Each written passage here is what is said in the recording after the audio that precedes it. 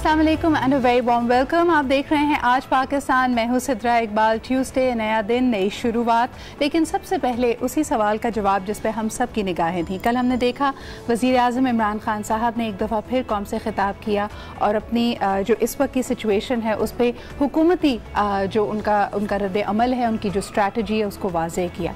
बात ये हो रही थी कि क्या लॉकडाउन में नरमी करके हमने गलती की है, क्योंकि अगर हम ट्रेंड्स की तरफ देख रहे थे पाकिस्तान में, जैसे ही हमने कोविड-19 के नंबर्स में 40,000 पेशेंट्स को क्रॉस किया तो हर हफ्ते हम तकरीबन 10,000 पेशेंट्स की बढ़ती हुई नंबर्स देख रहे थे। 40 से 50, 50 से 60, और लेकिन 60 के बाद जब हमने 70 का माइलस्टोन रीच किया है उसमें हमें एक हफ़्ता नहीं, उसमें हमें सिर्फ 3 दिन लगे। जिसके बाद ये बात होने लगी कि क्या लॉकडाउन में नरमी हमारी गलती थी, क्या it will cause more problems for Pakistan. वज़ीर आज़म इमरान खान साहब का कहना है कि इस वक्त सूरत हाल काफ़ी हद तक उनके ख़्याल में तशवीशनाक नहीं है, आउट ऑफ कंट्रोल नहीं है, और क्योंकि पूरी दुनिया अब ये मान चुकी है कि ये वैक्सीन बहुत जल्दी, यानी इसका जो हल है, मुकम्मल हल हमारे सामने नहीं है, तो हमें कोविड-19 के साथ ही अपनी ज़िंदगी को, अपने तर्ज़ ज़िंदगी को ऐसे ढालना होगा कि हम अपनी एहतियात के साथ रोज़मर्रा के काम भी करते रहें। उनका ये भी कहना है कि तजावीज़ में ये शामिल है कि शादी हॉल्स को खोला जाए, स्कूल्स को खोला जाए, यहाँ तक कि सयाही जो इलाके जो हैं ख़ास तौर पर पाकिस्तान में जिनकी बात की जाती है, नॉर्दर्न एरियाज़ की, उनको भी इन गर्मियों की छुट्टियों में खोल दिया जाए। इस पर अभी भी मशावरत हो रही है, लेकिन मुकम्मल लॉकडाउन नहीं, हम स्मार्ट लॉकडाउन की तरफ यकीनन बढ़ रहे हैं। एक दफ़ा फिर आगे बढ़ते हैं और इंटरनेशनल न्यूज़ पर नज़र डालते हैं। बड़ी अहम आप इस वक्त देख रहे हैं एक बाज़गश जो हो रही है, ब्लैक लाइव्स मैटर। ये सिर्फ एक ट्विटर ट्रेंड नहीं है, ये बदलती हुई इवॉल्विंग सिचुएशन है। पूरी दुनिया की निगाहें इस वक्त इस पर मरकूज़ हैं। ये इतनी शिद्दत इख्तियार कर गई है कि ताज़ा तरीन इत्तलात के मुताबिक कल भी आप देख रहे थे कि प्रेसिडेंट ट्रंप को जो ये इसमें अब वायलेंस आता जा रहा है, इस प्रोटेस्ट में इतनी शिद्दत बढ़ती जा रही है कि उनको बंकर्स तक में जाना पड़ा। ये वाक़या, ये नहीं, अगर इसको ट्रैक बैक करते हैं, अनफॉर्चुनेटली पाकिस्तान में हम इंटरनेशनल न्यूज़ को उस तरह फोकस नहीं करते जैसे कि उसका हक है, लेकिन we can't live like ostriches. So let's take a look कि वो क्या वाक़या था जिसके बाद ये तमाम प्रोटेस्ट और ये तमाम वाक़यात एक के बाद एक इस नहज तक पहुँचे हैं। Let's take a look. This is not the first time that President Trump has made an irresponsible, aggressive statement, लेकिन इतना शदीद रद्द अमल क्या वो ख़ुद भी इसकी उम्मीद कर रहे थे। फिर हमने ये भी देखा कि ना सिर्फ पूरे अमेरिका में बल्कि दुनिया भर में इसके हवाले से अब प्रोटेस्ट हो रही हैं। सिर्फ ब्लैक लाइव्स मैटर नहीं बल्कि Muslim lives matters, indigenous lives matters. इसका क्या असर पड़ सकता है दुनिया भर की हालात पे और ख़ास तौर पर जो आपसी रवाबित हैं इन ममालिक पे। इस पर बात करते हैं एक छोटे से ब्रेक के बाद।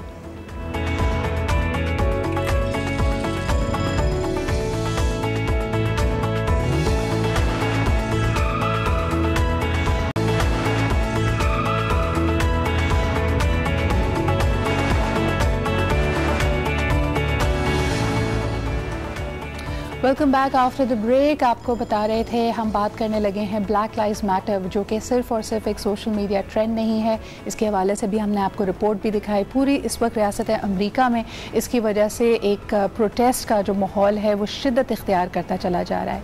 ये सिर्फ एक इंडिविजुअल वाक़या नहीं है, वाक़ये की फुटेज जैसे ही सोशल मीडिया पर और दुनिया की नज़रों के सामने आई तो हम सब ने इसकी दर्द, इसकी तकलीफ़ को महसूस किया है। हम इस वीडियो को चला नहीं पाए ऑफकोर्स, क्योंकि हमारा प्रोग्राम एक फैमिली शो है, इसमें बच्चे बड़े कोई एज डिफरेंस हम नहीं कर सकते, लेकिन जो एक्चुअल फुटेज है जिसकी वजह से ये स्पार्क हुआ, एक सिया फार्म शख्स जॉर्ज फ्लॉयड जो कि बार बार गिड़गिड़ाता रहा एक सफ़ेद फार्म पुलिस ऑफिसर के सामने, जो तकरीबन 9 मिनट तक उसकी गर्दन पे पैर रख के शिद्दत के साथ, दबाव के साथ बैठा रहा। उसके गिड़गिड़ाने का, बार बार अपील करने का उस पर कोई असर नहीं होता, यहाँ तक कि वो शख्स दम तोड़ देता है और उसको एक दफ़ा फिर ब्रश अंडर द कार्पेट कर दिया जाता है कि जी पुलिस के पास ये राइट्स मौजूद थे। इस पे जो दर्द और तकलीफ़ है एक ख़ास तबके की भी, और उस हर तबके की जो अपने आप को वल्नरेबल महसूस करता है दुनिया के किसी भी हिस्से में, वो इस वक्त ऐसा लगता है बिलक कर उसका जो पैमाना है अब वो लबरेज हो गया है। इसके क्या असर पड़ सकते हैं in the way the government looks at things. और उसके बाद हमने देखा कि आपसे शेयर भी किया रिपोर्ट में प्रेसिडेंट ट्रंप की अपनी स्टेटमेंट, जो कि जलती पे तेल का काम उसने किया।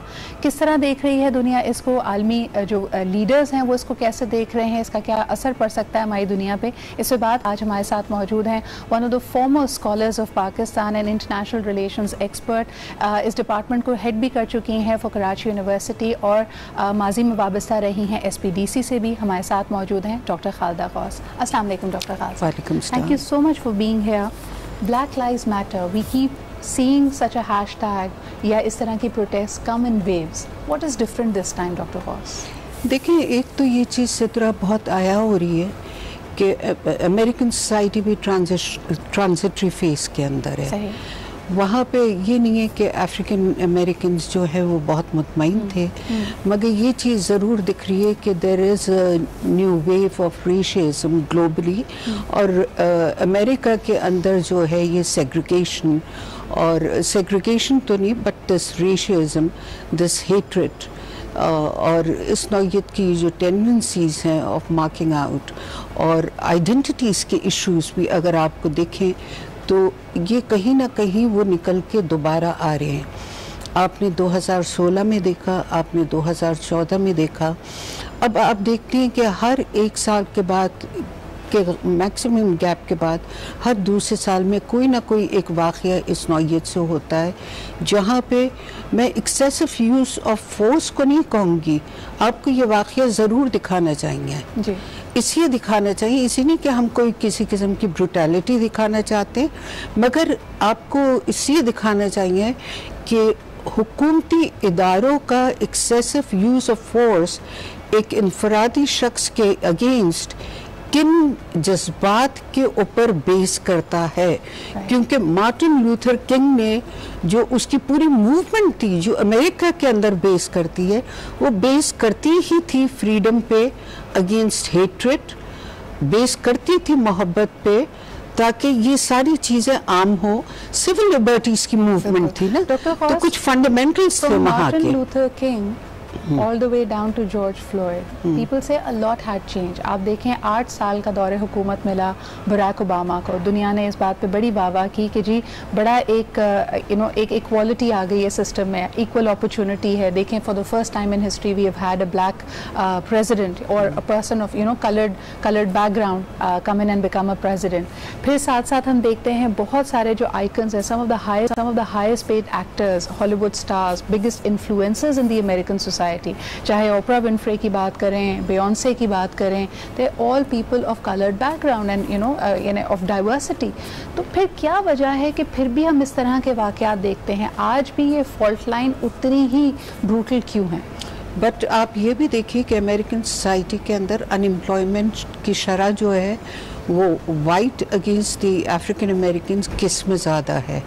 आप ये भी देखिए कि वहाँ पे ये जो शेल्टरलेस या होमलेस जो है वो शरह ज़्यादा किन के अंदर है। तो I think we need to keep that in mind. आप ये भी देखिए कि ज़्यादातर ये जो एक परसेप्शन उसको मैं कहूँगी कि कौन ज़्यादातर ये परसेप्शन जो एक एग्जिस्ट करता है, एक क्रिमिनल टेंडेंसी किसमें है, क्रिमिनल टेंडेंसी वो किस, ये प्रिज्यूम करा हुआ है उन्होंने, ये किसके अगेंस्ट है। तो ये जो हम प्रिज्यूम करते हैं ना कि ये फलाना शख्स फलाना है, जैसे वो प्रिज्यूम करते हैं कि एक बियर्डेड मुसलमान जो होगा उसकी ये इंक्लिनेशन होगी, इट इज़ प्रिज्यूम समहाउ। तो इसी तरह से प्रिजम्पशंस बेस करते हैं उस माशरे के अंदर भी। अभी भी नए प्रिजम्पशंस उन्होंने कुछ निकाले और उसी की बुनियाद के अंदर उन्होंने रेशल प्रोफाइलिंग की है पिछले 10-15 साल के अंदर। तो ये माशरे की साख्त बदलती है, माशरे के अंदर सोच बदलती है। ये जो हुकूमती इक़दामात कहीं पे भी, चाहे हमारे मुल्क में हो, हिंदुस्तान में हो, अमेरिका में हो या यूरोपियन डेमोक्रेसीज़ के अंदर हो, जब वो ऐसे इक़दामात करेंगे, प्रोफाइलिंग करेंगे, तो ये वो भूल जाते हैं कि उनके अपने माशरों के अंदर भी तब्दीली करते हैं, वो कोई चीज़ फीड इन करते हैं। If you are promoting and you are selling hatred against a certain race, तो वो आपको इन रिटर्न वहाँ से कहीं मोहब्बत नहीं निकल के आएगी। डॉक्टर कौर कितना स्ट्रक्चर्ड है, क्योंकि आपका तदरीस के अमल से ताल्लुक़ है। मुझे बताएं कि बहुत सारी ट्वीट्स इस हवाले से भी हुई कि अगर अमेरिका के निसाब में भी देखा जाए तो लोग अक्सर ये बात कर रहे होते हैं कि डार्विनिज़म की वहाँ पे भी बात की जाती है, वाइट सुप्रीमेसी एक तरह से कोर्स का, तदरीस का, इल्म हासिल करने का जो आपका बेसिक निसाब है उसका हिस्सा है आपके करिकुलम का। क्या ये वजह बनती है? और इतने सालों के बाद भी आई नो आपकी मेरी जितनी एसोसिएशन रही है, you been against social engineering, लेकिन इसको अगर करेक्ट करना हो तो फिर हमारे पास क्या हल मौजूद है? देखिए, सोशल इंजीनियरिंग लोग करते हैं और वो अपनी कन्वीनियंस के लिए करते हैं, और ये बहुत, अगर आप इसे देखें कहीं ना कहीं इसका ताल्लुक और इसकी ज़रूरत बेस करती है पॉलिटिकल इंजीनियरिंग की ज़रूरत के साथ भी, और इसको कहीं भी आप उससे कहीं कता ताल्लुक नहीं कर सकते हैं, और ये बड़े अफसोसनाक बात है। और जो निसाब है वो तो करता ही करता है, मगर जितना मवाद आपका छपा है यूरोप के अंदर और अमेरिका के अंदर पिछली 2 दिहाई के अंदर, और वो बेस करता है आइडेंटिटी के इश्यूज के ऊपर, तो और वो बेस करता है खदशात के ऊपर। ये फियर को जब आप थ्रो अप करते हैं ना, ये स्पाइरल प्रोसेस को जब इनिशिएट करते हैं, वो स्पाइरल प्रोसेस जब थ्रो अप करता है तो वो माशरे के अंदर फिर ये तब्दीलियाँ लेके आने लगता है। तो ये कहीं ना कहीं इसी तरह मैं और लोगों को भी ये बात कहूँगी, अगर आप अपने माशरे के अंदर भी खौफ को अगर आप किसी तरह से थ्रो अप करते हैं, दैट डजंट मीन कि आप प्रिकॉशनरी मेजर्स ना लें, दैट डजंट मीन कि आप कॉशन को ना जेनरेट करें, मगर फियर को जब आप थ्रो अप करते हैं against any creed, any race, any मज़ाहिब, और उसके ऊपर आप हेट्रेड को प्रमोट करते हैं या एनी पॉलिटिकल उसके बुनियाद के ऊपर भी, तो वो बहुत खतरनाक होता है। डॉक्टर गौस, एक और सवाल आपसे करना चाहूँगी। बॉलीवुड के बहुत सारे स्टार्स ने, क्योंकि जब ब्लैक लाइव्स मैटर और उनकी मेरे ख्याल में एक इंटरनेशनल स्टैंडिंग है, तो इसके ऊपर उन्होंने ट्वीट किया, इस पे बात करनी शुरू की, तो उनको ट्रोल किया गया। उनको आगे से सुनने को ये भी मिला कि भाई आपके अपने मुल्क यानी अपने मुल्क भारत में हम देखते हैं कि एक तरह से ब्राह्मिक सुप्रीमेसी, ये टर्म बाकायदा ट्विटर पर इस्तेमाल की गई कि हिंदू सुप्रीमेसी भी नहीं, एक ख़ास क्लास है विद इन द हिंदूज़ जो कि काबिज होना चाहते हैं पूरे के पूरे सोच पे, पूरे के पूरे माशरे पे, और उनकी जो एट्रॉसिटीज़ हैं उस पे बॉलीवुड के स्टार्स आवाज़ नहीं उठाते। यहाँ तक कि जो कश्मीर में हो रहा है, जो लद्दाख में हो रहा है, उस पर बात नहीं की जाती।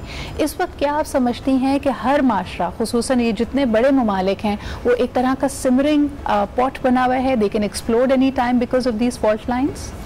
देखिए, ये तो बहुत कसूर है, इससे कसूर है माशरों के अंदर, क्योंकि वो उन्होंने अपने कंफर्ट जोन और वो माशरे के अंदर जब सिविल सोसाइटी, और यहाँ पे देखिए डेवलप्ड मुल्कों के अंदर सिविल सोसाइटी की सूरत हाल अलग है और जो डेवलपिंग कंट्रीज़ हैं उसके अंदर, मगर हिंदुस्तान के पास ये जवाज़ नहीं पैदा होता है, क्योंकि हिंदुस्तान के अंदर सिविल सोसाइटी एग्जिस्ट करती है। बिल्कुल। और हिंदुस्तान के अंदर ये जो फिल्म इंडस्ट्री है और ये जो दूसरा मीडिया है, ये बहुत स्ट्रॉन्ग है, तो इन्हें अपना किरदार प्ले करना चाहिए। मगर दूसरे ममालिक के अंदर जो है वो सिविल सोसाइटी अभी इतनी तक़वियत नहीं पाई है, और उनको तक़वियत पाना चाहिए और उनको अपना एक आवाज़ बन के निकल के आना चाहिए। जैसे मैं थोड़ी देर पहले बयान कर रही थी कि आवाज़, अगर आप अपनी आवाज़ों को ना रेस करेंगे, and this brutal use of the voices of the government, चाहे वो नेशनल सिक्योरिटी के नाम पे हो या किसी के भी नाम पे हो, ये और आप ये देखिए कि ये इंक्रीजिंग एक टेंडेंसी हो गई है, अब अमेरिका के अंदर भी हो रही है, and you will agree with me Sidra on this, कि ये तो उनकी फर्स्ट अमेंडमेंट के खिलाफ है। उनकी फर्स्ट अमेंडमेंट जो है वो कुछ बेसिक 5 प्रिंसिपल्स देती है। अब ये कर्फ्यू, नेशनल सिक्योरिटी गार्ड्स का बिल्कुल उनका वहाँ पे इतने सारे सिटीज़ और स्टेट्स के अंदर बिल्कुल एक्टिवेट उसे कर देना, इस किस्म का जो है, ये सारे का सारा मुझे नहीं समझ आ रहा है कि अमेरिका इसके and then the stark difference, doctor Ghaus, if you would allow me to say, यानी हम आए दिन गन लॉज पे देखते हैं कि एक रेजिस्टेंस है, guns are rampant over there. आए दिन कोई एक शख्स अगर एक हाई स्कूल में जाके फायर ओपन कर देता है, और अगर वो सफ़ेद फार्म है तो उसके लिए जो अल्फाज इस्तेमाल किए जा रहे हैं, मीडिया इसको जिस तरह रिपोर्ट कर रहा है, वो बिल्कुल मुख्तलिफ है। और इसी वाक़े को अगर देख लें, इसको एक पेंट करना, जिसको कहते हैं ना कि एक वाइट वॉशिंग इसकी बिल्कुल अलग होती है।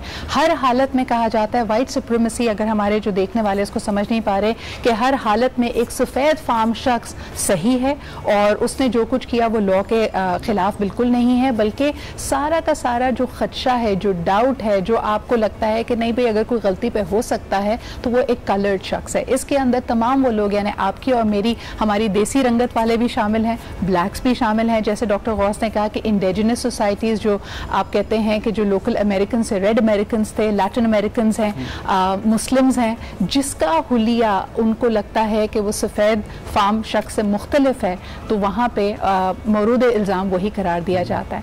Now where is this heading doctor Ghaus? आपको लगता है कि this is another spark of protest and it will die down, या क्या कर सकती है Trump administration to sort out this matter? देखिए, मुझे ये लगता है कि जर्मनी में भी आपने देखा कि यूएस के जो उनकी एम्बेसी है उसके सामने उन्होंने जाके एहतजाज किया है, लंदन में भी किया है। हौले हौले Sidra I think global civil society जो है वो इंक्रीजिंगली रियलाइज़ कर रही है।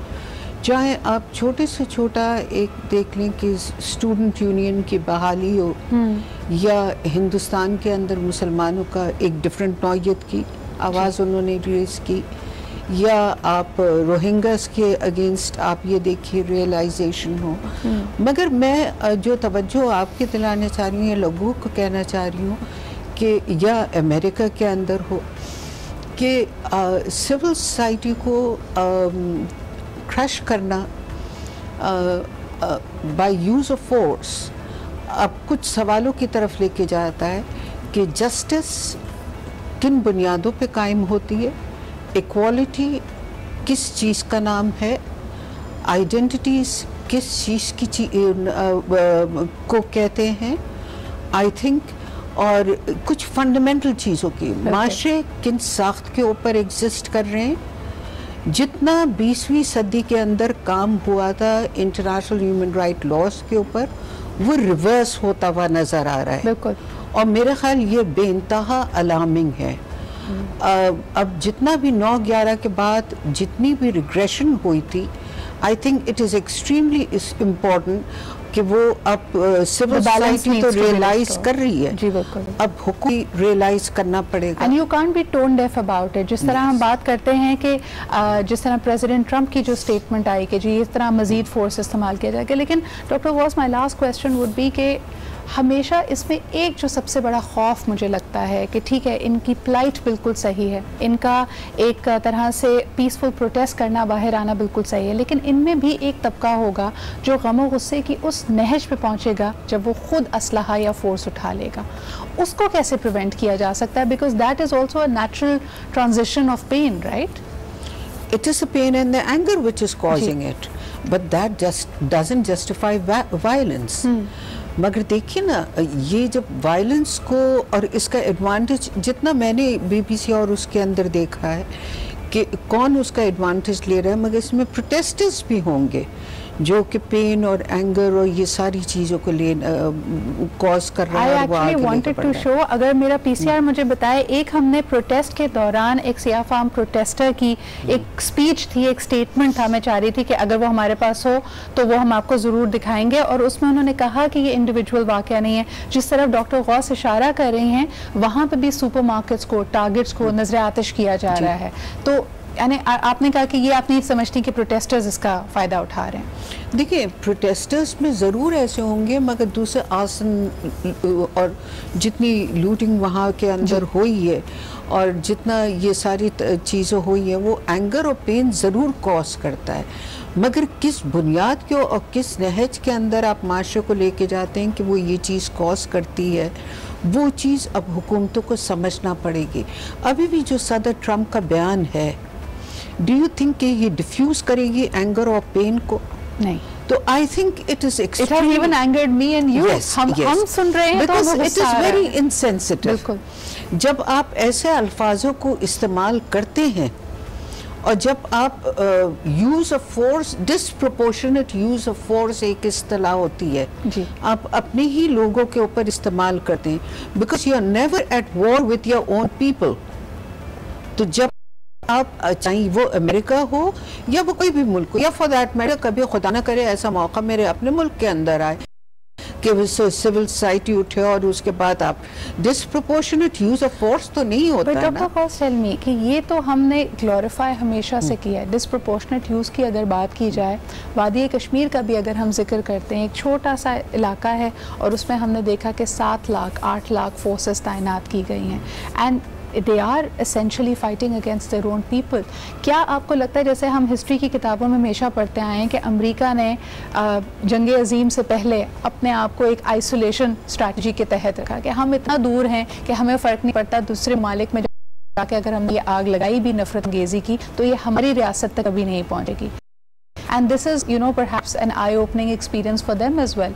अगर आपने जैसे कहा कि 9/11 के बाद तमाम तर जितना काम ह्यूमन राइट्स के लिए, लिबर्टीज़ के लिए, माशरे को महज़ब बनाने के लिए किया गया, उसमें रिग्रेशन आई, तो probably they were not thinking that it will strike so close to home। Is that what has happened? Very true, but that is so very unfortunate and it has gone unnoticed। जी। और मेरे ख्याल सबसे पहले हिंदुस्तानी लोगों को उठना चाहिए था अगेंस्ट, क्योंकि ये एक दहाई की बात तो नहीं है ना, पिछले 7 दहाइयों से, पिछले कितने दहाइयों से कश्मीरियों के अगेंस्ट हो रहा है। और कश्मीर का मामला तो अगर आप इंटरनेशनल लॉ, ह्यूमैनिटेरियन लॉ को समझें तो वो तो क्लियरली इंटरनेशनल इंटरनल जो है वॉर की कैटेगरी में आती है जी। तो वो तो क्योंकि देर कॉम्बेटेंट्स हैं वहाँ पे जो कि आपस में लड़ लें, वो तो इंटरनेशनलाइज है पूरे का पूरा मामला जो कि है। हाँ, कॉन्फ्लिक्ट उस जुमरे में आती है, वो तो अगर आप उसे कैटेगराइज करें उस कैटेगरी के अंदर आती है। तो वहाँ पे हिंदुस्तानियों को बजाते खुद आना चाहिए था। They should have raise the voice. और याद रखिए कि देखिए अब उन्होंने उसके अगेंस्ट नहीं इस्तेमाल रेज की वॉइस, तो मोदी सरकार ने अपने खुद के लोगों के जो बाकी हिंदुस्तान के लोग हैं उनके अगेंस्ट भी इस्तेमाल कर रहे हैं ताकत का। वहाँ पे भी नफरत को उन्होंने बहुत हवा दी है। तो जो मैं पहले यहाँ पे भी कहती हूँ और मैं अपने लोगों के लिए भी कहती हूँ कि आप कभी भी किसी भी कौम के अगेंस्ट नफरत को ना प्रोपगेट करें। आप उनकी पॉलिसीज को ज़रूर तनकीद करें, but never propagate hatred against any people. And it has always had a trend of backfiring. एक छोटा सा ब्रेक लेते हैं, वापस आएंगे, आपको दिखाएंगे कि एक्चुअली लोगों के तासुरात क्या हैं, पूरी दुनिया से इस पर रिस्पॉन्सेज क्या आए हैं और what all is in the headlines. We'll take a short break and we'll be right back.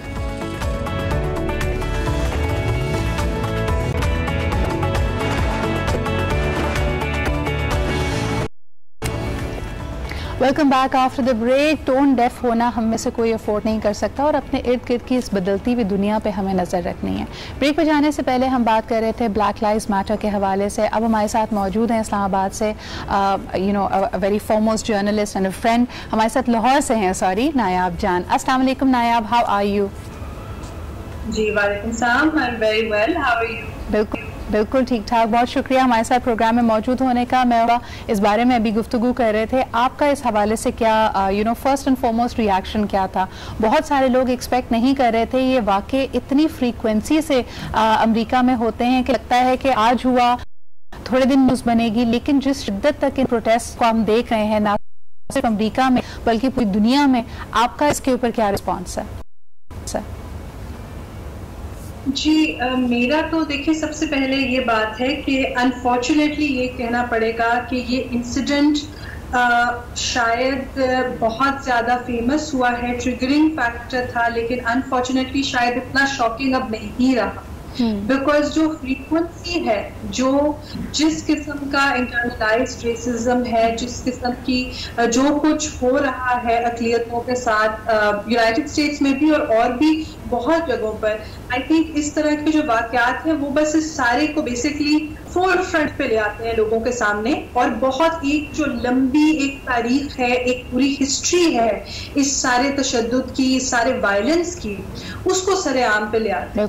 तो आई थिंक बहुत अनफॉर्चुनेट है, it's not shocking, but I want to stress a couple of things. पहली तो ये बात कि हमें इस तरह के इंसिडेंट्स को कभी भी एक आइसोलेटेड लेंस के साथ नहीं देखना चाहिए, बल्कि इनफैक्ट कोई भी ऐसा इंसिडेंट दुनिया भर में जो किसी अक़लियत के साथ हो, जो किसी पिसे हुए तबके के साथ हो, चाहे वो गरीब के साथ हो, औरत के साथ हो, रेशियल और मजहबी माइनॉरिटीज के साथ हो, ये इंसिडेंट्स मेजॉरिटी केसेस में आइसोलेटेड नहीं होते। ये एक बहुत बड़ी स्ट्रक्चरल डीप रूटेड प्रॉब्लम की अक्कासी करते हैं और अमेरिका में बिल्कुल इसी तरह हुआ है। बहुत लोग ये कहना चाह रहे हैं जी ये एक बुरे पुलिस वाले का रवैया था। नहीं, ये एक पुलिस वाले की बात नहीं है, ये सिर्फ पूरी पुलिस की भी बात नहीं है, ये पूरे माशरे की बात है कि कहाँ तक हम ले आए हैं, कहाँ तक वो ले आए हैं इस माशरे को, उनके हुक्मरान भी, और बहुत ज्यादा जो वाइट सुप्रेमेसी जो बढ़ चुकी है कि सरे आम ये वाकयात। अभी तकरीबन 2 हफ्ते पहले, इससे पहले भी एक वाकया हुआ था अहमद नाम के एक लड़के के साथ, और इट्स गेटिंग टू द। देखते हैं कि ऐसे वाकयात हमारे लिए शॉकिंग नहीं रहे। क्या ये हमारी बेहिसी की तरफ पॉइंट आउट नहीं करेगा आपको? यानी हम पहले तो डरते थे ना, एक वक्त होता था हम कहते थे कैमरे की आंख आपको देख रही है, कोई इस तरह का वाकया हम छुप कर उस पर झेंपते थे, उस पर एम्बैरस होते थे। लेकिन अब सरेआम अगर ऐसा वाकया हो भी रहा है जिसकी फुटेज वायरल हो गई, लेकिन उसका एक पॉइंट आने दिया गया, उसकी प्रोटेस्ट जब इस हद तक बढ़ी तब तो गिरफ्तारी अमल में आई, तब तो देखा गया कि हाँ जी पुलिस ऑफिसर ने कुछ गलत किया है। Is that not saying you know कि हम किस हद तक हमारे अंदर डिके आ चुका है? एब्सोल्युटली। देखिए मैं आपको यहाँ पर एक बहुत ही आई डोंट नो, अब ये सरप्राइजिंग बात है, दुख की बात है, लेकिन मैं ये पढ़ रही थी कि अमेरिका के अंदर जो इस तरह से सरे आम जो है वो स्याह आम लोगों का कत्ल होना, उनकी वीडियोस एक एक्चुअल प्रॉपर एक, यानी ये एक सिलसिला बन चुका है। लोग एक्चुअली ऑन फुटेज अब इन लोगों को, अफ्रीकन अमेरिकन को, खास तौर पे जो मर्द हैं अफ्रीकन अमेरिकन मेल्स, क्योंकि पुलिस ब्रूटैलिटी के अंदर ऐसे उनकी शिरकत, उनका सामना ज्यादा होता है, ये एक प्रॉपर फिनोमेनन बन चुका है। तो ये रिपल्सिव भी है, ये शॉकिंग भी है, ये बहुत दुख की बात है, और ये बार बार ये वीडियोस वायरल होती हैं, और ये इतनी ज्यादा, इनका पूरा एक आर्काइव बन चुका है अब इस तरह की वीडियोस का। तो आप ये देखें कि किस हद तक हम नॉर्मलाइज भी कर चुके हैं इस तरह की चीज को। देखें, आई थिंक होता ये कि शुरू में जब मोबाइल फोन्स या सोशल मीडिया और ये वायरल न्यूज का सारा सिलसिला आया तो डीप रूटेड है कि अब इसकी बाकायदा शाखें, यानी उस पर एक फैशिज्म को, इस तरह के स्टेटिज्म को आपने अब ये वीडियो कंटेंट देना शुरू कर दिया, और उस वीडियो कंटेंट को देखकर लोग अपने एक्ट्स को शायद जस्टिफाई भी करने लगे। मेरे ख्याल में कोई शॉकिंग बात नहीं है, पहले शायद लिटरेचर हुआ करता था, अब वीडियो कंटेंट है। इसको रोक कैसे सकते हैं आज के ज़माने में? देखिए, रोक तो आप नहीं सकती, इसी क्योंकि सोशल मीडिया का दौर है, और अलबत्ता ये है कि बहुत मजबूरी होती है कि किस नौइयत से हम अपनी जहनों को सही सिमतों में रखें, और सिविल सोसाइटी की जो आवाज़ है, आई थिंक ये बहुत अहम होता है कि जिन माशरों के अंदर आपकी एक स्पेस होती है कि आपको असेंबल करके अपने इकट्ठा होकर अपनी जो भी खदशात हैं, जो भी चीज़ें, अपने कंसर्न्स को बयान कर लें, वहाँ पे मेरे ख्याल से फिर भी एक ये इस नौइयत के रुझान हो जाते हैं कि आपकी एक डिस्कशन, एक डिबेट, एक कहते हैं ना कि public space her section of society को होना चाहिए, चाहे वो उसकी कोई भी पॉलिटिकल इंक्लिनेशन हो, चाहे वो जिस जेंडर को भी बिलोंग करता हो। मगर जिन माशरों के अंदर इस नौइयत के रुझानात नहीं होते हैं, वहाँ पे फिर बहुत मुश्किल होता है, और ऐसे माशरों को कहते हैं कि वो घुटा हुआ माशरा होता है, और वो बहुत इतने घुट जाते हैं कि फिर उसके अंदर आप देखते हैं कि ब्रूटैलिटी भी ज़्यादा होती है, वायलेंस भी ज़्यादा होता है, और उनके यहाँ जो भी डेमोन्स्ट्रेशन के तरीक़े होते हैं उसमें गुस्सा, उसमें वायलेंस का इस्तेमाल, उसमें तशद्दुद का इस्तेमाल, ये सारी चीज़ें बेइंतहा होने लगती हैं। जिस तरह के हम कहते हैं कि किंगडम्स में या डिक्टेटरशिप्स में एक तरह से देखा जाता था, लीट अथॉरिटेरियन व्यू है। मैं आप एक दफ़ा फिर वापस आना चाहूँगी टू द यू नो जो इसके अल्फाज हैं, ब्लैक लाइव्स मैटर। ब्लैक को कभी लोगों ने ऑफेंसिव भी माना, लेकिन अब जिस तरह इस पर्टिकुलर प्रोटेस्ट में, इस पर्टिकुलर वेव ऑफ प्रोटेस्ट में हम देख रहे हैं, they wearing it like a badge of pride कि ठीक है we are black and they are owning up to that identity. इसको आप किस तनाजुर में देखती हैं? क्या आपको लगता है कि इसमें फोकस इस बात पे है कि हर इंसानी जान और खुसूसन एक सियाफाम शख्स की जान भी उतनी ही अहमियत रखती है, या इसमें सियाफाम होने को एज एन आइडेंटिटी ज़्यादा एक्सेप्टेंस और पॉपुलैरिटी दी जा रही है? Where do you think the focus lies for you? जी, for me I think the focus lies in the second thing that you said. देखिए, इसको समझना बहुत इम्पोर्टेंट है कि जब भी कोई तहरीक शुरू होती है तो तहरीकें भी इंसानों की तरह, because there made up of humans, एक सफ़र से गुजरती हैं, एक जर्नी होती है, उसमें एवोल्यूशन होती है। शुरू में मैसेजिंग जो है वो कुछ और तरह की हो सकती है, और आहिस्ता आहिस्ता बढ़ते बहुत दफ़ा ऐसे होता है कि जो कॉन्ट्रोवर्शियल स्लोगन्स होते हैं वो और कंट्रोवर्शियल बातें होती हैं वो इतनी सिंबॉलिक बन जाती हैं कि वो तहरीकें उसको एज अ बैज प्राउडली जो है फिर दे वेयर देम। अभी हाल ही में पाकिस्तान में भी एक तहरीक के साथ ऐसे हुआ। तो आई थिंक कि it's very important this distinction. मैं उसी तनाजुर में पूछ रही थी because then you know activist like yourself had to be you know going out and justifying it, और उस पर आप लोगों को बात भी करनी पड़ी थी। लेकिन आया मुझे बताएं कि ये तो हम बात कर रहे हैं, अभी भी मैंने देखा कि पाकिस्तान में एक तो इस पर बात बहुत कम हो रही थी, that's why me and my team thought कि हमें इसको ज़रूर यू नो अपने शो में भी कवर करना चाहिए, but it should also give us a point reflection. हम अपने माशरे में भी देखें तो जो कमज़ोर तबका होता है, जो वल्नरेबल तबका होता है, मिसाल के तौर पर जहाँ ब्लैक लाइव्स मैटर की बात की जा रही है, इसकी डेफिनेशन को मज़ीद बढ़ाकर ये भी कह रहे हैं मुस्लिम लाइव्स मैटर। जब पूरी दुनिया में मुस्लिम्स जहाँ माइनॉरिटी में है और उनके साथ कोई तशद्दुद का वाक़या होता है, उनके साथ अगर नाइंसाफ़ी होती है तो हमारा दिल तड़प जाता है। But on the other hand हम अगर अपने माशरे में देखें तो हम भी कहीं ना कहीं इस तरह के ही मुजरिम नज़र आते हैं कि हम कमज़ोर तबकों को दबा रहे हैं, नॉट एज अ रियासत but sometimes as a society. इस पर आपका क्या रद्द-ए-अमल होगा कि रियासत का क्या यू नो तरीक़ाकार हो सकता है कि ऐसे आइसोलेटेड वाक़े भी ना हो और हमारे माशरे में भी एक इंक्लूसिविटी, एक तरह से एक मोहब्बत और भाईचारा भी बढ़े? बिल्कुल, एब्सोल्युटली। इसमें एक दो बातें। पहली बात तो मैं ये क्लैरिफाई करना चाहूंगी कि ये जो ब्लैक लाइव्स मैटर को बैकलैश इस पे मिला था कि लोग चाह रहे थे कि ऑल लाइव्स मैटर हो जाए, या जिस तरह पाकिस्तान में ऐसे होता है कि आप खुसूसन किसी एक तबके की बात कर रहे होते हो लेकिन उसको ह्यूमन राइट्स या इस तरह करके वो एक अम्ब्रेला टर्म देने की कोशिश की जाती है। दिस इज रॉन्ग, ये एक अनफेयर चीज है। क्यों? हम सबको पता है ऑल लाइव्स मैटर, लेकिन मसला ये है कि खसूसी तौर पर हमें अक़लियतों को कॉल आउट करके ये बात करनी है। जो पावरफुल तबका है और जो पावरलेस तबका है उसको मिला के एक अम्ब्रेला टर्म या एक स्लोगन के अंदर लाना एक अनफेयर बात है, क्योंकि उन दोनों के पास एक जितनी ताकत नहीं है। मजहबी अक़लियतें, black lives matter, women's rights, बहुत सारी एथनिक, कास्ट, ये सारी चीजें इनको कॉल आउट करना है, क्योंकि जब तक आप कॉल आउट नहीं करेंगे वो शॉक नहीं मिलेगा, वो शॉक वेव्स नहीं आएंगी माशरे के अंदर जो ये बताएंगी कि ये सबका मसला नहीं है, ये पावरफुल ताकतवर लोगों का कुछ ग्रुप्स के साथ मसला है। It's very important to specify के ब्लैक लाइव्स मैटर। ठीक है, ऑल लाइव्स तो हमें पता है, इट्स कॉमन सेंस, बट हमने एक ग्रुप को उसकी हिस्ट्री ऑफ तशद्दुद जो है उसके साथ करना है। दूसरी जो आपने बात की कि रियासत माशरा क्या कर सकता है इस तरह के तबकों के लिए, आई थिंक पहली चीज तो ये है कि ये जो स्लोगन्स हैं और ये जब कहा जाता है कि किसी अक़लियत या किसी जेंडर के साथ बुरा हो रहा है तो प्लीज उसको दबाने के लिए ये अम्ब्रेला टर्म्स मत यूज किया करें, हमें कहने दें। यानी सबसे पहला आपकी तजवीज़ ये होगी कि अभी it needs to call the spade a spade. Thank you very much for that Nayab. एक मैं लोगों को क्लिप दिखाना चाहूंगी, हमारे पास last 2 minutes and with that will probably wind up this particular segment.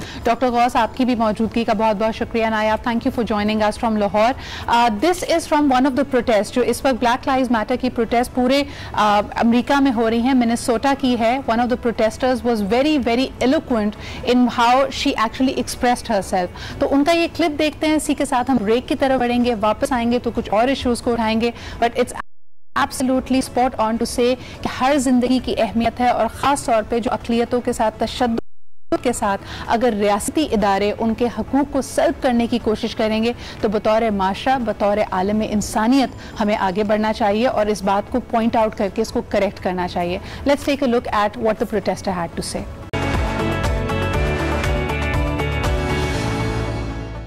मुआवजा नहीं लिया इस सीरीज़ को देने के लिए, और इस सीरीज़ को उर्दू में डब करके, जो कि अर्तुगरुल गाजी की ज़िंदगी के हवाले से। इनके बारे में बताते चलें कि एक historic Ghazi warrior, conquest of Pakistan, conquest of the Muslim world, जिसके बारे में ये कहा जाता है कि he was the father of Usman Ghazi. Usman Ghazi के ज़माने में तुर्कमेनिस्तान में एक छोटी सी सल्तनत थी, लेकिन फिर आहिस्ता आहिस्ता फतूहात का वो सिलसिला चला जिसमें जाहिर सी बात है इनकी माहिराना स्ट्रैटेजी, इनका एक वॉरियर लाइक एटीट्यूड, वॉर की स्ट्रेंथ और आगे बढ़ने की जो एक सलाहियत थी, उसकी वजह से पूरी दुनिया में सल्तनत उस्मानिया का क़याम हुआ। ये बातें हम किताबों में पढ़ते हैं, हिस्ट्री के लेक्चर्स में सुनते हैं, लेकिन हमारी अपनी याददाश्त ने या हमारी अपनी इमेजिनेशन को इस तरह कैप्चर नहीं किया गया।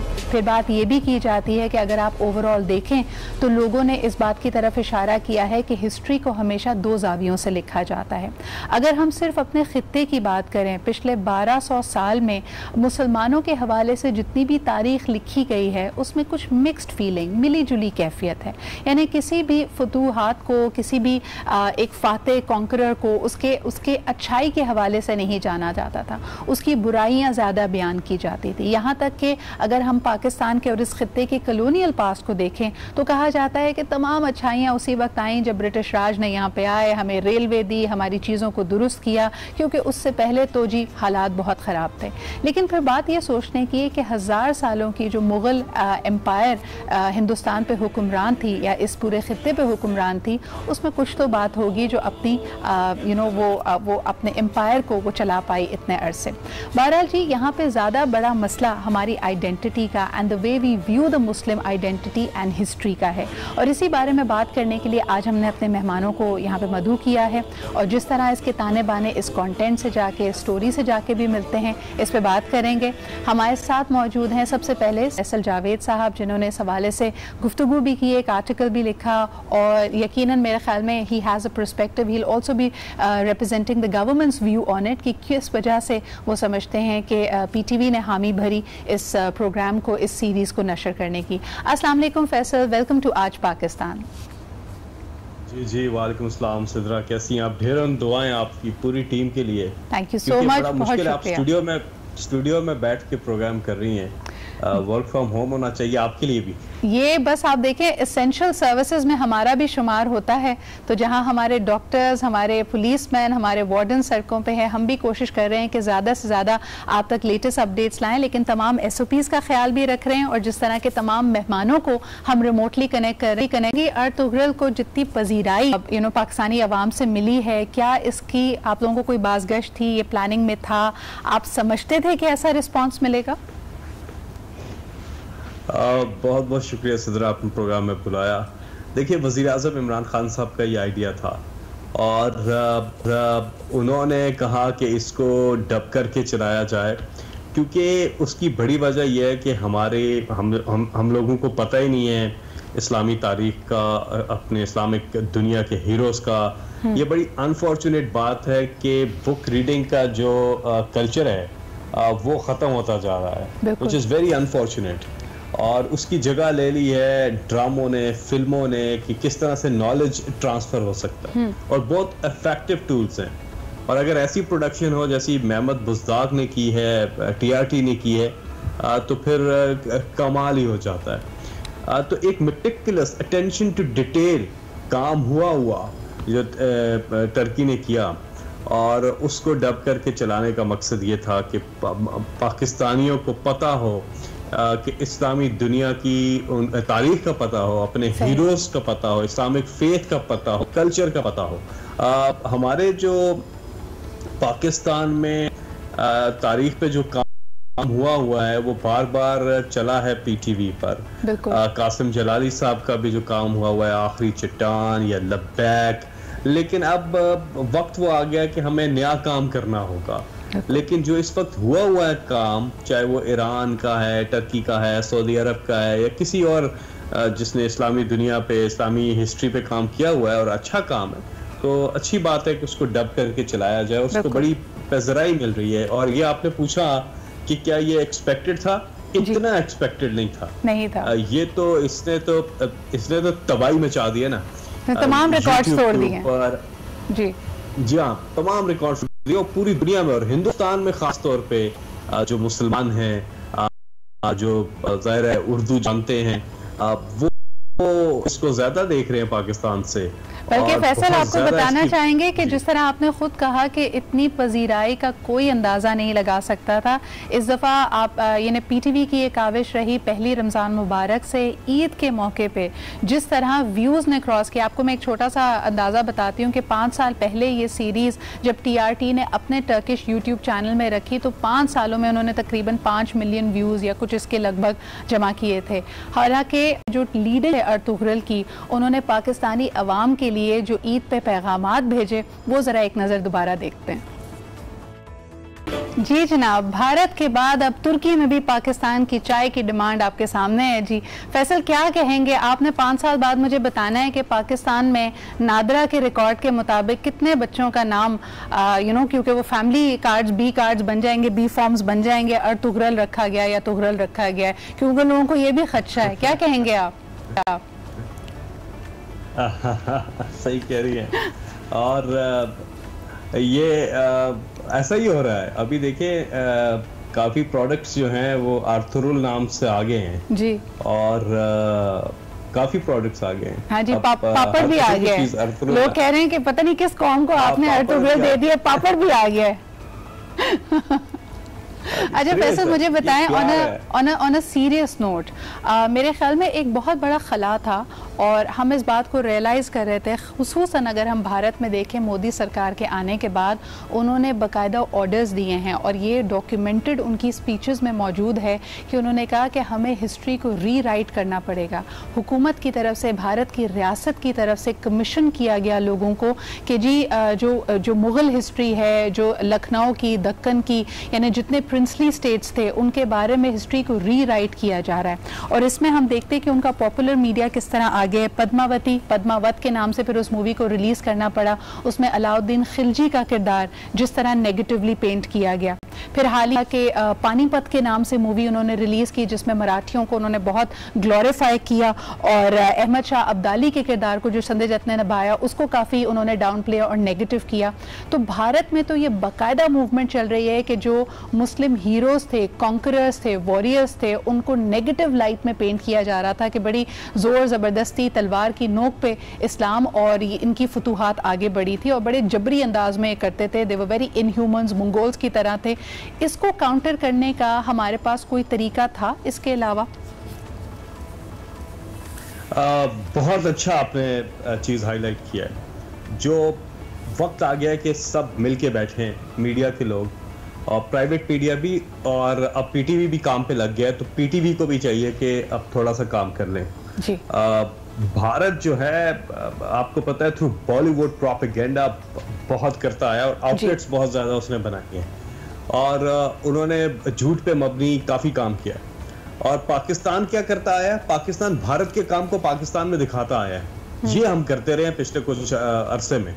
हम लोगों ने ये किया 10-15 साल में कि जो भारत काम कर रहा है उसको पाकिस्तान में चलाना शुरू कर दिया। रेडियो पे गाने चलाने शुरू कर दिए, टेलीविजन पे उनकी फिल्में और ड्रामे, बिल्कुल ही बेकार ड्रामे उनके हमने टीवी पे चलाने शुरू कर दिया। अपना ड्रामा इतना था, ड्रामा चला के अपने ड्रामे का स्टैंडर्ड भी नीचे ले आए क्योंकि ऑडियंस को हमने बिगाड़ दिया जी। और फिल्में चलती रही सिनेमाओं पे और किसी ने कोई आवाज नहीं उठाई।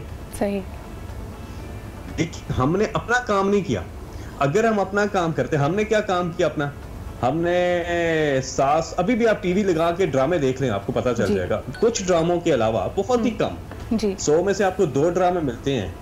एक वक्त था जब हमारे यहाँ कमाल की प्रोडक्शन होती थी, इश्यूज पे काम होता था, हमारी तारीख पे काम होता था, झूठ के खिलाफ काम होता था, करप्शन के खिलाफ काम होता था, रिश्वत, सिफारिश, ये बुरे काम हैं, बच्चों को बताया जाता था क्या अच्छा काम है क्या बुरा काम है। कमाल के ड्रामे बनते थे। बिल्कुल सही कह रहे हैं फैसल जी। फैसल, मुझे एक ब्रेक की तरफ बढ़ना पड़ रहा है। कंटेंट की नौयत पे हम वापस आना चाहेंगे। प्रोडक्शन क्वालिटी का अक्सर जिक्र किया जाता है कि पाकिस्तान में बहुत अच्छे ड्रामे बनते हैं, लेकिन जिस तरह इस क्वारंटीन के बाद, इस कोविड के बाद आप ये देखें कि अर्तुगरुल ड्रामे ने दुनिया की 40 फिल्म इंडस्ट्रीज को इस वक्त एक चैलेंज दिया है, क्योंकि जिस तरह की पजीराई उसको मिल रही है ये अनप्रेसिडेंटेड है। लोग घरों में थे, नेटफ्लिक्स के तो सब्सक्रिप्शंस बड़ी, लोग ये कह रहे हैं कि Turkish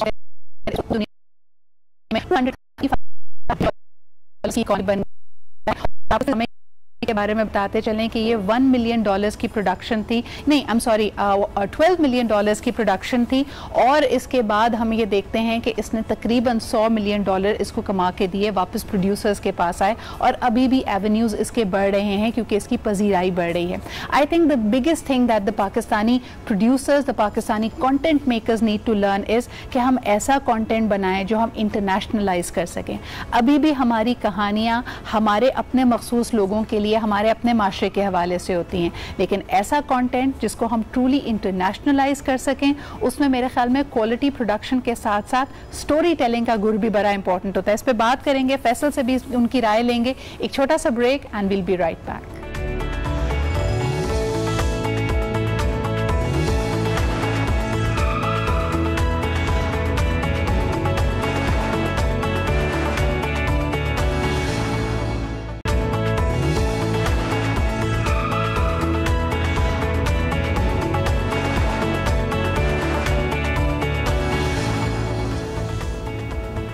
welcome back after the break. आप देख रहे हैं आज पाकिस्तान। बात हो रही है अर्तुगरुल TRT की मशहूर सीरीज़ जो पाकिस्तान में पॉपुलैरिटी के, मकबूलियत के, व्यूअरशिप के तमाम रिकॉर्ड्स तोड़ रही है, और इस पर राय मेरे ख्याल में मिली जुली आ रही है। कुछ एतराज़ात भी आ रहे हैं पाकिस्तानी ड्रामा इंडस्ट्री से, इस हवाले से भी बात करेंगे। अब हमें प्रोग्राम में ज्वाइन किया है पाकिस्तान के लीडिंग ज़बरदस्त हीरो एंड लेजेंडरी एक्टर जनाब फैसल कुरैशी ने। अस्सलाम वालेकुम Faisal, good morning and welcome to Aaj Pakistan. Ertugrul की पॉपुलैरिटी पे सबसे पहले आपका response. I think it's good content, लेकिन जो एतराज़ात ड्रामा इंडस्ट्री से आ रहे हैं उस पे where do you see yourself? अस्सलाम वालेकुम, आई होप सब खैर खैरियत से होंगे। और एतराज़ात की जहाँ तक बात है जी, वो होते रहते हैं, उन पे हम क्या कह सकते हैं किसी को। लेकिन अगर पर्सनल आप मेरी राय पूछें तो मैं यही कहूँगा कि it's a wonderful serial. Obviously अगर आपने देखा हो तो बड़ा ज़बरदस्त सीरियल है, और शायद लोग थोड़ा सा ना उसको मिसजज कर गए हैं जो लोगों ने हमारे यहाँ बात की है। मुझे ऐसा लगता है एतराज़ अर्तुगरुल पे हरगिज़ भी नहीं है। हमेशा से जब भी इस हवाले से बात हुई है वो यही हुई है कि आपकी जो लोकल इंडस्ट्री है, बिकॉज ऑब्वियसली जब हम बात करते हैं, जब हमारी ये हुकूमत भी आई, जब खान साहब आए, तो वही बात की गई कि जी लोकल इंडस्ट्री को ज़्यादा जो है वो इम्प्रूव किया जाएगा और लोकल इंडस्ट्री पे ज़्यादा काम किया जाएगा।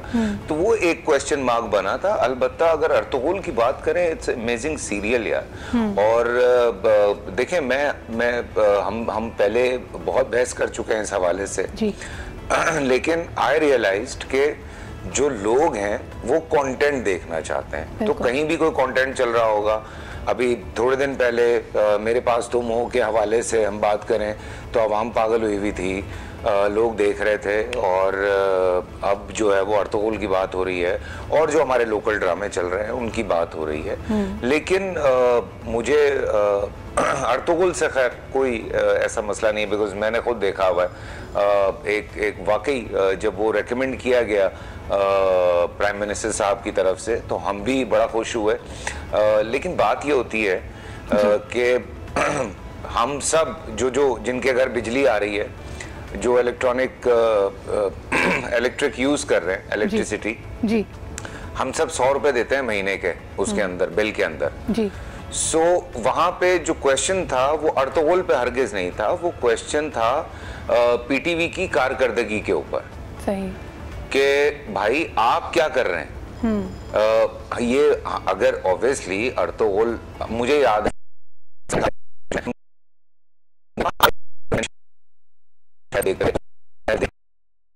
अल्फा ब्रावो चार्ली देखते हुए, इस तरह के ड्रामे हम लोगों ने अपने बचपन में देखे हैं, अपने हीरोज को हमने देखा है। फिर उसके बाद मेरे ख्याल से जब से हम लोग काम कर रहे हैं, बहुत अरसे के बाद अभी अहद वफा ऑन एयर हुआ, तो वो भी प्राइवेट सेक्टर में बनाया गया। वो क्यों नहीं बनाए जाते ऐसे ड्रामे फ्रॉम पीटीवी? सो लोग ये बात कर रहे हैं कि भाई मेरे जो एक्टर्स हैं वो ये बात कर रहे हैं, वो I think that's a very valid point Faisal. यही बात फैसल की तरफ ले जाना चाहूंगी।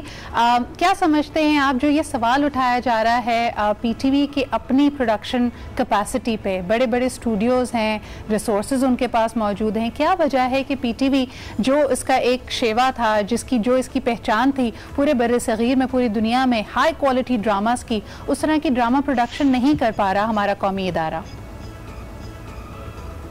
जी बिल्कुल, फैसल कुरैशी ने बहुत अच्छे अंदाज में बहुत अच्छी बात की है जी। और बड़ा वैलिड आर्गुमेंट ये सामने लेकर के आए हैं और इन्होंने मिसालें भी दी हैं। और एक मिसाल मैं इनको भी दूंगा, जब पीटीवी पे ड्रामा अच्छा बनना बंद हो गया तो रिवाइवल जो ड्रामे का किया वो फैसल कुरैशी के एक ड्रामे ने किया था, वो था मेरी ज़ात ज़र्रा बेनिशा।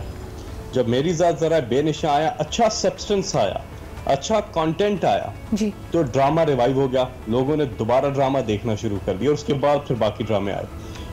पीटीवी जो कि अगर माजी पे हम नजर डालें, कुछ ड्रामों के नाम फैसल कुरैशी साहब ने लिए, इनके अपने कुछ ड्रामे थे।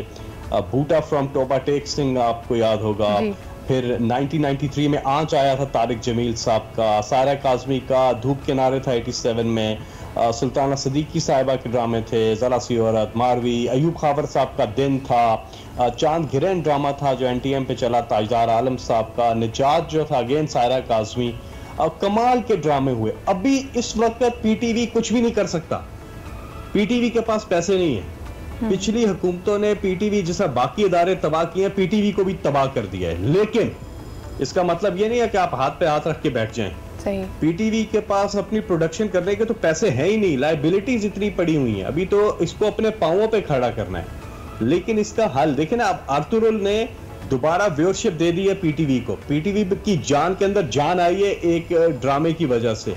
अब पीटीवी को जस्टिस करना होगा इस व्यूअरशिप के साथ। मैं फैसल आपकी बात से बिल्कुल अग्री करती हूँ, जो मेरी रही है, ना always have this soft place. देखें, एक तो नंबर वन हम पीटीवी चिल्ड्रन है, मेरे फादर की 35 साल की खुद एसोसिएशन इस इदारे से रही है और मेरा अपना भी एक करियर का बहुत मेजर पोर्शन पीटीवी के साथ रहा है। तो मुझे लगता है कि इदारे पे डालने के बजाय, सही बात है कि हमारे ट्रेंड्स बड़ी तेजी से चेंज हुए, यहाँ सिर्फ पाकिस्तान में नहीं पूरी दुनिया में जो नेशनल टेलीविजन से, जो स्टेट ओन टेलीविजन से, उनको एक run of the of the mill मिला उस वक्त, एक बहुत रन फॉर देयर मनी मिला कि वो उस तरह की प्रोडक्शन को मैच नहीं कर पा रहे थे। लेकिन एक जो आपने बिल्कुल सही बात की कि जो व्यूअरशिप का फुकदान हो गया था कि जी लोग पीटीवी देखना ही नहीं चाहते, इस ड्रामे की वजह से it has been able to get the eyeballs, the viewership back.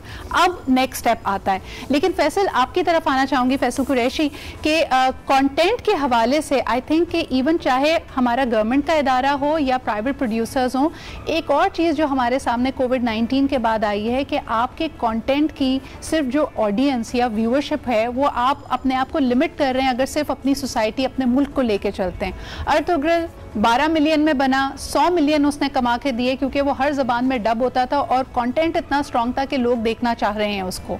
हम उस तरह की कहानियाँ कब लेके आएंगे जो हमारे बियॉन्ड भी लोग देखना चाहेंगे? देखें, अगर अर्तुगरुल टाइप के ड्रामे हमारे यहाँ बनते हैं, आपको याद होगा कासमी साहब ने बनाया था मोहम्मद बिन कासिम, वो भी एक हमारा प्ले था जो कि बड़ा लोगों ने पसंद किया था। हम बना चुके हैं ये सारा कुछ, लेकिन मसला देखें हम जहाँ आके फंसते हैं वो सबसे बड़ा मसला ये होता है, हम बजट पे आके फंस जाते हैं, जो कि हमारा एक बहुत बड़ा इशू है। इसमें अगर गवर्नमेंट इन्वॉल्व होती है, आप अगर अर्तुगरुल की बात कर रहे हैं, आप यूट्यूब पे जाएं, आप अर्तुगरुल के हवाले से चीज़ें देखें तो तुर्की के जो सदर हैं वो विज़िट करते हैं सेट के ऊपर, वो आके एक्टर्स से मिलते हैं, वो सारा कुछ करते हैं, वहाँ की आवाम इतनी खुश होती है। हमारे यहाँ, मैं ऐसी एक बात कर रहा हूँ, अगर खान साहब आ जाएं किसी ड्रामे के सेट पे जो कि बेशक इस हवाले से बन रहा हो, तो हमारे यहाँ लोगों ने कोई 100 सवाल उठा लेने खान साहब के ऊपर कि भाई मुल्क में इतने सारे मसले चल रहे हैं, आप ड्रामे के सेट पे पहुंचे हुए। सो कहीं भी कोई सुकून है नहीं। लेकिन जो सबसे बड़ा मसला है वो ये मसला है कि हम बजट पे आके जो है वो लिमिट कर जाते हैं, हम फंस जाते हैं बजट पे आके। अगर हम टर्की की बात करते हैं, टर्की में बहुत इस हवाले से काम हो रहा है, कल्चरल प्रोग्राम्स हैं वहाँ पे कल्चरल एक्सचेंज प्रोग्राम होता है जिसमें उन्होंने एक्टर्स को हायर किया हुआ है। वो यूरोप में अपने एक्टर्स को भेजते हैं, वहां जाके वो सारे एक्टर्स अपना अपना कल्चर वहां पे दिखाते हैं लोगों को। सो मिलते हैं लोगों से। हमारे यहाँ अभी तक जो एक नॉर्म बनी हुई है वो कुछ अजीब सी है। कुछ लोग हमारे साथ हैं, कुछ लोग हमें गालियां दे रहे होते हैं। अभी तक ड्रामे को उस तरह से जो है वो अंडरस्टैंड नहीं किया जा रहा है। मैं आपकी बात से एग्री करता हूं कि हम फंस गए एक चीज पे आके कि ड्रामे की अगर रेटिंग आ जाती है जिसमें औरत को एक थप्पड़ पड़ता है तो वहीं पे लाइन लग जाती है कि जी 4 ड्रामे वो बनाए जिसमें उसको मुक्का भी मारे हैं, उसको घूंसे भी मारे हैं, उसको लाते भी मारे हैं। सो ये बातें बिल्कुल आपकी बजाय हैं, हम अग्री करते हैं। हम इस बात से, अभी मेरा एक ड्रामा चल रहा है मुकद्दर, उसमें देयर वाज लाइक 100 ऑफ ऐसी चीजें थी जो हमने काटी हैं। हमने कहा नहीं हाथ उठाएंगे औरत पे, अब नहीं करेंगे ये सारा कुछ। सो ये बहुत जरूरी चीज है कि हमें सेल्फ सेंसर के साथ चलना है। बट हम जो आके फंसते हैं, मुझे याद है जब इश्क ममनू चल रहा था, हम लोगों ने बड़ा शोर मचाया कि भाई ये क्या हो रहा है, ये फलां हो रहा है। सो हम नहीं जीत पाए उस मसले को, तो मैंने बशर प्रोड्यूस किया, बाबर जावेद ने और मैंने मिलके, और लोगों ने उससे अच्छा रिस्पांस हमें बशर पे दिया, बशर मोमिन पे। वो आज भी लोग याद करते हैं। इवन इन टर्की, मुझे टर्की से इतने सारे मैसेजेस आते हैं जस्ट बिकॉज ऑफ बशर मोमिन। I know that you have a big fan club. Faisal Qureshi, आपका फैन क्लब टर्की में मौजूद है, मुझे पता है। आप जब वहां गए थे लोग बाकायदा आपसे मिलने के लिए आते हैं।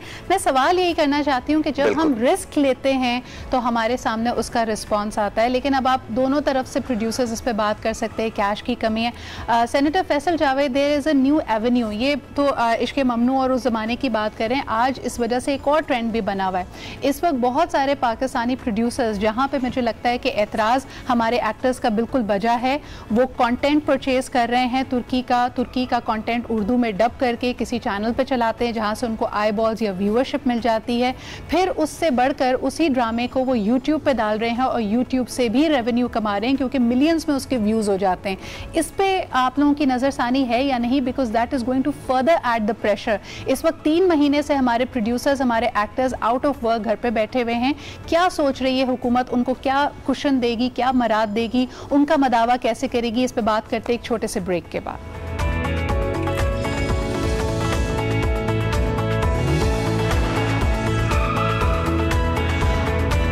जी जनाब, इतनी ज़्यादा मकबूलियत के साथ साथ ऑफकोर्स टर्किश ड्रामों की पजीराई भी पाकिस्तान में बढ़ती चली जा रही है। ब्रेक पे जाने से पहले मैंने सवाल ये उठाया था कि बहुत सारे प्राइवेट चैनल्स ने भी, क्योंकि अर्तुगल की कास्ट जब मशहूर हो जाती है तो यकीनन लोग इनको मुख्तलिफ़ किरदारों में देखना चाहते हैं।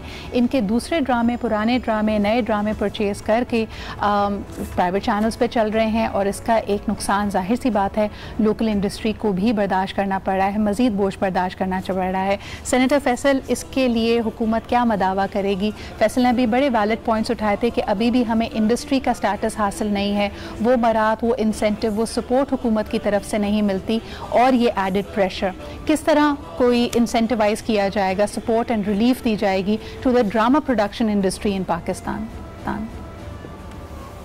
जी सिद्रा, बिल्कुल ठीक बात है।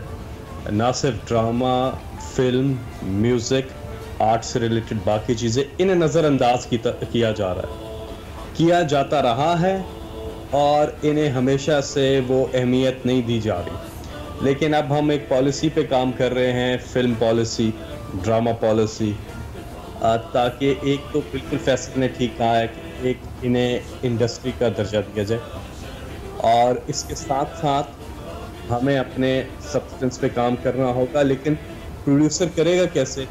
प्रोड्यूसर के पास पैसे नहीं है। इस मेहनत रोजगार के स्केल का ड्रामा बनाना बड़ा मुश्किल काम है, उसके लिए पैसा चाहिए, बजट चाहिए, और बजट हो तो आप यकीन कीजिए हमारे पास टैलेंट की कमी नहीं है। हमारे पास बेहतरीन से बेहतरीन डीओपी है, हमारे पास बेहतरीन से बेहतरीन राइटर है, डायरेक्टर है, एक्टर्स तो खैर हम इंडिया से बहुत आगे हैं, हमारी एक्टिंग कई मुल्कों से हमारे एक्टर्स बहुत आगे हैं। लेकिन प्रॉब्लम क्या है? पैसा पैसा पैसा इज द मेन प्रॉब्लम। नहीं, लेकिन जब आप senator Faisal, I am sorry to इन सवाल मेरा आपसे ये है कि देखें अर्तुगरुल की कास्ट अब बहुत मशहूर हो गई है पाकिस्तान में, लोग इनके मजीद ड्रामे देखना चाहेंगे। क्या कोई रोकथाम, कोई हिकमत अमली, कोई लायामल इस पे बनाया गया है कि अब अगर प्राइवेट चैनल्स इनकी दूसरी प्रोडक्शंस खरीदने लगेंगे जो कि सस्ते में इनको मिल जाएंगी, चले हुए प्रोग्राम और चला हुआ कंटेंट होगा, सिर्फ उसको उर्दू में डब करके अगर चलाना लोगों ने शुरू कर दिया तो फिर लोकल इंडस्ट्री और लोकल एक्टर्स का क्या होगा? हम वैसे ही कोविड-19 में बैठे हुए हैं।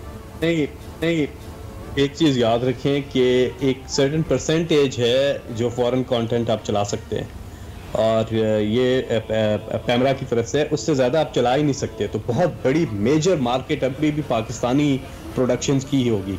और दूसरा, हमें एक्सचेंज प्रोग्राम पे जाना होगा, बायलैटरल है ये, इट्स अ विन विन। हमारे ड्रामे टर्की में चलें, टर्की जुबान में डब होके उनके ड्रामे अगर यहाँ चलते हैं एक्सचेंज प्रोग्राम के तहत, it's a win win for both. और हम उसकी तरफ भी जा रहे हैं। देखें, एक सिर्फ ये अर्तुगरुल है ना, it's an opportunity for us, not a threat at all. एक तो ये पीटीवी को तो खैर फ्री ऑफ कॉस्ट मिला है और ये सरकारी पीटीवी को फ्री ऑफ कॉस्ट मिला है, तो सबको खुश होना चाहिए कि पाकिस्तान में अच्छी बात है कि ये पीटीवी को इसके पैसे नहीं देने पड़े। लेकिन I am sorry senator Faisal, I will have to say one. देखें जी, मैंने पहले भी अभी आप लोगों को बताया कि 5 साल से अर्तुगरुल TRT के YouTube चैनल पे पड़ा हुआ था, यानी उसको अपलोड किया गया था। पूरे 5 सालों में उसके 5 से 6 मिलियन व्यूज़ थे। जब उसको उर्दू में डब किया गया, हम इतनी बड़ी आवाम है उर्दू बोलने और समझने वाली, एक हफ्ते के अंदर 12 मिलियन के व्यूज़ क्रॉस हुए। अब मुझे बताइए, उसके बाद TRT ने बाकायदा PTV को कहा कि आप YouTube पे नहीं चला सकते, आप डिजिटल पे उर्दू डबिंग वाला सीरियल या सीरीज़ को अपलोड नहीं करेंगे, वो हम करेंगे। TRT ने बाकायदा YouTube का चैनल बनाया। अगर इसके 450-500 किस्तें जितनी बनती हैं, सिर्फ और सिर्फ $1.5 बिलियन या पता नहीं कितनी उसकी मिलियंस ऑफ डॉलर्स में खपत तो वो YouTube से कमा लेगा। तो फिर ये स्टेट गिफ्ट कैसा हुआ? हमारी ऑडियंस को उन्होंने व्यूअरशिप का लारा दिया, उसके बाद इतने पैसे तो वो इस पे भी कमाएंगे। नहीं सिद्रा, इस पे तो खैर ज्यादा डिटेल्स और मैथमेटिक्स तो आपको पीटीवी की मैनेजमेंट बता सकती है, लेकिन जहाँ तक ये बात है कि ये पीटीवी पे चलना जो है, इसकी भी एक कॉस्ट थी। वो तैयब अर्दोगान साहब ने गुडविल जेस्चर है कि वो पाकिस्तान को फ्री में दिया है, पाकिस्तान को। और उसके बाद डिजिटल के क्या है वो आपको पीटीवी वाले जवाब दे सकते हैं कि डिजिटल पे क्या है, लेकिन मैं तो बात कर रहा हूँ पाकिस्तान टेलीविजन। पीटीवी होम कौन देखता था? कोई एक ड्रामा मुझे बता दें, पिछले 10 साल में एक ड्रामा हमें नहीं मिलता पीटीवी पे जो अच्छा किसी ने प्रोड्यूस किया, कोई नाम लेता हो पीटीवी के ड्रामे का। अब अर्तुगरुल की वजह से सब पीटीवी होम पे स्विच कर गए। चलें, मैं इस फैसल कुरैशी की तरफ भी इस व्यूअरशिप के साथ फैसल कुरैशी की तरफ भी ले जाना चाहूंगी। फैसल, एक चीज जो है कि अर्तुगरुल ने इस वक्त 40 से ज्यादा फिल्म इंडस्ट्री को चैलेंज किया हुआ है with the kind of popularity it has seen. आपको लगता है कि पाकिस्तानी कंटेंट मेकर्स, चाहे छोटा कंटेंट मेकर हो या बड़े प्रोड्यूसर्स हो, हम इस डिजिटल दुनिया के लिए तैयार हैं? हम उस तरह की स्टोरी टेलिंग कर रहे हैं? अभी जैसे मैंने सवाल सेनेटर फैसल से भी किया, लोगों के वहमो गुमान में भी नहीं था कि अगर पॉपुलैरिटी उर्दू में डब किए हुए अर्तुगरुल को इतनी मिल जाएगी तो सिर्फ एक उर्दू का अर्तुगरुल का यूट्यूब चैनल उनको मिलियंस ऑफ डॉलर्स कमा के दे सकता है। सीधा बात यह है कि देखें, एक तो प्रोडक्शन वैल्यू बड़ी ज़बरदस्त है, कंटेंट बहुत आला कंटेंट है अर्तुगरुल का, इसमें कोई दूसरी राय नहीं है जी। जो सबसे बड़ी बात है, जिस मकसद के तहत हमारे जो प्राइम मिनिस्टर हैं इमरान खान साहब, उन्होंने कहा कि ये ड्रामा दिखाया जाए, हम वो बात छोड़ के पता नहीं किसी और तरफ लग गए। हम अर्तुगरुल के पीछे पड़ गए सारे। वो जो एक पॉइंट था, जो एक हमारी हिस्ट्री है बीइंग अ मुस्लिम, और जो ये कैरेक्टर है, जो ये स्ट्रॉन्ग कैरेक्टर है, उसके हवाले से ये कहा गया था कि ये ड्रामा देखा जाए। और जहाँ तक मैं अपनी बात करता हूँ, हम अगर डिजिटल की बात करते हैं या हम ये बात करते हैं कि जो हमारे चैनल्स हैं उन पे हम क्या कर सकते हैं, देखें करने को सब कुछ हो सकता है। ऐसा कुछ नहीं है कि जी हमारे लोग कुछ नहीं कर रहे हैं। हमारी बहुत सारी ऐसी शॉर्ट फिल्म्स होती हैं जो कि पूरी दुनिया में बड़ा नाम करती हैं। हमारी कुछ ऐसी फिल्म्स होती हैं जो कि फेस्टिवल्स में जाती हैं और बहुत कुछ जीतती हैं, और पाकिस्तान में उसको रिलीज़ का मौका भी नहीं मिलता। सो ये सारा कुछ साथ साथ चल रहा होता है। द पॉइंट इज़ कि उसको एंडोर्स करने की कितनी ज़रूरत है या उसको सपोर्ट करने की कितनी ज़रूरत है, हमें आपस में जुड़ने की कितनी ज़रूरत है, जो हम बार बार एक बात कर रहे हैं। जो हालात की आप बात कर रही हैं कोविड-19 की, इसमें भी इस वक्त एक्टर्स जो हैं वो बहुत परेशान हैं, प्रोड्यूसर्स जो हैं वो बहुत परेशान हैं। वो इसलिए परेशान है कि बहुत सारे लोगों के पैसे लगे हुए हैं और हम बहुत अरसे से काम नहीं कर रहे हैं, वो बेचारे भी फंसे बैठे हुए हैं। बहुत सारे प्रोड्यूसर्स हैं, पेमेंट्स वापस आनी थी चैनल्स की तरफ से, वो नहीं आ रही हैं बिकॉज चैनल्स को वो बिजनेस नहीं मिल रहा है। में बैठे हैं, ऑस्ट्रेलिया में बैठे हैं, वो हमारे क्लासी और के चैनल पे देख रहे हैं। ये पीटीवी की प्रोप्राइटरशिप है। अगर पीटीवी सिर्फ अपने क्लासिक ड्रामों को यूट्यूब पे डाल दे और उसका एक ऑफिशियल चैनल बना ले, उसका एक रेवेन्यू स्ट्रीम बनता है। इसी तरह हमारे प्रोड्यूसर्स और एक्टर्स को भी अब अपने आप को एजुकेट करना पड़ेगा। आप नहीं समझते फैसल? देखें बिल्कुल आपकी बात बजा है, इसमें कोई दूसरी राय नहीं है, लेकिन मैं आपसे ये पूछना चाहूँगा कि अगर कभी इत्तेफाक हो तो जाके पीटीवी की आर्काइव आप देखने की कोशिश कीजिएगा। आप उनसे कहिएगा कि मुझे आर्काइव देखनी है, जो हमारे पुराने ड्रामे हैं वो मुझे देखने हैं, तो आपको बहुत सारी बातों का इल्म खुद हो जाएगा कि अगर आपको आर्काइव में वो ड्रामे मिल जाएं तो मुझे फिर बताइएगा, ताकि वो उसको डिजिटलाइज्ड करके उसको अपना चैनल यूट्यूब पे बना के वो कर सकें। आप एक अपने चैनल का कोई ड्रामा जो है वो किसी और चैनल से आप लगा के देखें, आपको 1 सेकंड में हिट आ जाएगी। क्यों पीटीवी के ड्रामे डिजिटल पे चल रहे हैं? It's not about YouTube, it's about digital portals जितने हैं, वहां पाकिस्तान अभी तक क्यों नहीं जा पा रहा है। वहां लोग कहते हैं कि जी अब सबसे बड़ा मसला, जैसे एक और फिनोमिनल हिट है जी, मनी हाइस्ट, लोग उसके हवाले से भी बहुत बात करते हैं। वो जब वहाँ स्पेन में लोकल चैनल पे चला, कुछ लोगों ने देखा, कुछ लोगों ने नहीं देखा, वो उसकी रेटिंग नहीं आई, कोई हिट नहीं हुआ। नेटफ्लिक्स ने वो सीरियल उठाया, नेटफ्लिक्स ने उसका दूसरा सीजन बनाया, और वहाँ के एक्टर्स ये बताते हैं कि ओवर द नाइट उन एक्टर्स को मिलियंस में फॉलोअर्स मिले हैं, और बिल्कुल सही कह रहे हैं। ड्रामा जो है वो फिनोमिनल हिट हो गया। अनफॉर्चुनेटली इतना ही था, but you made a very valid point. आप दोनों का शुक्रिया अदा करना चाहूंगी। मेरे साथ मौजूद थे सेनेटर फैसल जावेद एंड फैसल कुरैशी। दोनों ने बात यही की कि this has been a true disruption for media. कोविड-19 के बाद बहुत सारी नई हकीकतें हमारे सामने आई हैं, नए ट्रेंड्स आए हैं, एंड वी रियली होप कि Pakistani drama industry, Pakistani viewers and actors are going to make the most of it. इसी के साथ मुझे इजाजत दीजिए, आपसे कल फिर मुलाकात होगी। खुदा हाफिज।